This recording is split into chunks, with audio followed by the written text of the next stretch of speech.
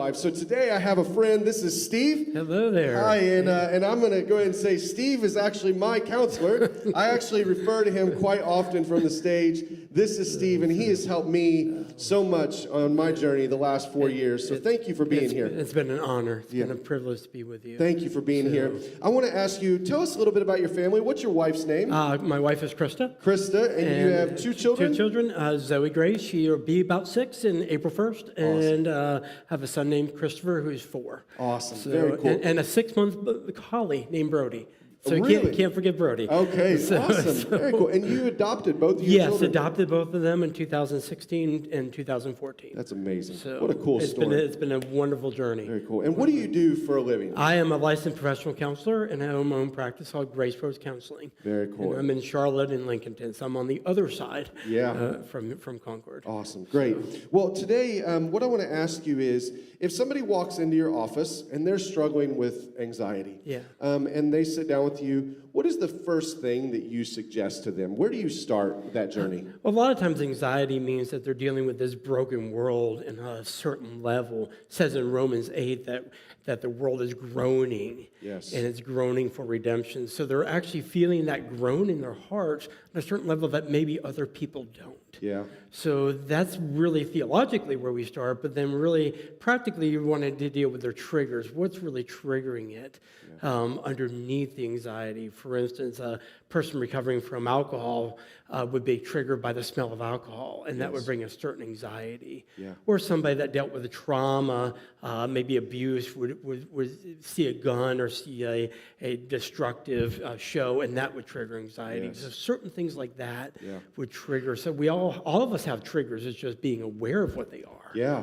And so triggers, trauma, addictions. What other things could trigger us? A lot of when I'm dealing with people, if they don't have those set, it's really the unknowns. The unknown. The unknowns, and we live in a culture just like you in the introduction of the unknowns. Yeah. Where do we go? Do we go to school? Do we not?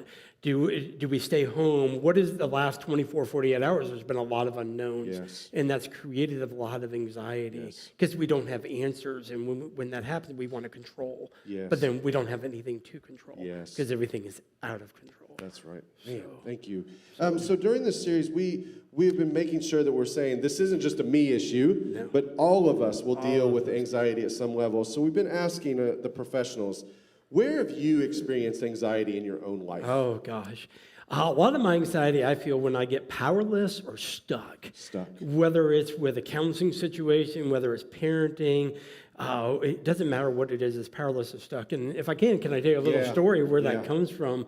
When I was young, I have an older brother named David, and when I was young, I would follow everything he did. So we had a 3-story house, second story, main floor, and a basement, and we had a laundry chute. It was a big laundry chute. So David decided to go down the laundry chute. So it was a big laundry chute, so he flew himself down the laundry chute like Superman. So head first. Head first, and he came out into the basket at the bottom. So he told me to try it, but I didn't do Superman. I did it like this, and I went down the laundry chute, and there was a curve at the bottom, and I got stuck. Oh, no. And I couldn't move, and I couldn't get out. Oh. And so my mom tried to get me out. They couldn't get me out. And then they called the fire department, and literally they had to put margarine and butter all over me to slide me out of the laundry chute. Oh, my gosh. So when I was in the laundry chute, I was powerless. I was stuck. I didn't know what to do. And I was crying. And when I get powerless and stuck, I remember the laundry chute. Yeah. And it's interesting is that happened like 40 years ago. I'm 48. Yeah. It happened a long time ago, and it's still the memory today. So even the memories of the laundry chutes, the playgrounds, the schoolyards, and people saying things can have an impact on our anxiety. Man, thank you for telling that story. That was good. Don't go down the laundry chute. Don't go down the laundry chute. All right, so one more question. As we continue this conversation about anxiety as a church, what's an encouraging word that you would leave with us? Oh, great question. For the people that are experiencing the anxiety, part of experiencing the anxiety is radically accepting that it's there. and moving to reliance and dependence, because that's where your helplessness, you move to God. For people that aren't in the anxiety, it's validating that it's real. Because the last thing somebody with anxiety wants to hear is get over it. Yes. Get over it's not real, because to them it's real, because they're feeling the broken world on a certain level.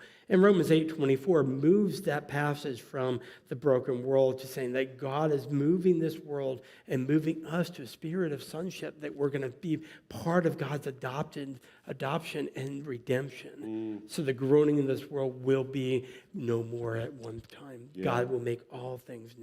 Man, that's a great reminder. So just going along with what you said in your prayer. Yeah, man, thank you.